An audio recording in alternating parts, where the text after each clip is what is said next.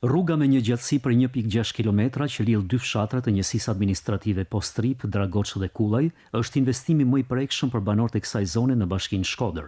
Puna e nisur prej 2 javësh tashmë është në fazën përfundimtare dhe zgjidh një nga problematika që ka shoqëruar prej 20 vitesh banorët e këtyre zonave. Vetë banorët shprehen të kënaqur me realizimin e një investimi të tillë. Ka vite që ka pas nevojë më ushtru, sot na ka shtruar për spahet, ball mirë është e kanë bëu, më mirë kërkojmë prep.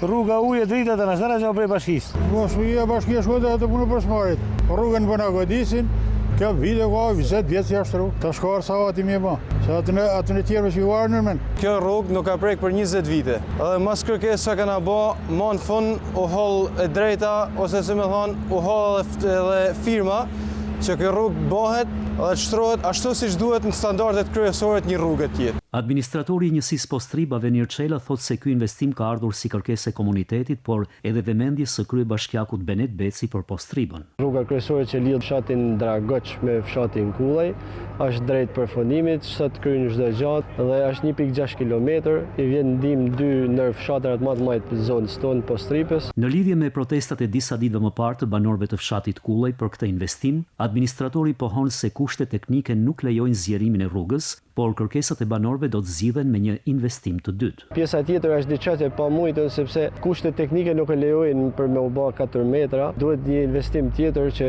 për mu arritë ajo gjë. Investimi që po realizohet në këtë zonë nga Bashkia Shkodrës vjen në kuadër të një pakete investimesh në 24 rrugë rurale, por edhe të qytetit, të cilat përfshin riasfaltimin e segmenteve rrugore në zonat të harruara prej vitesh në gjithë territorin e Bashkisë Shkodër.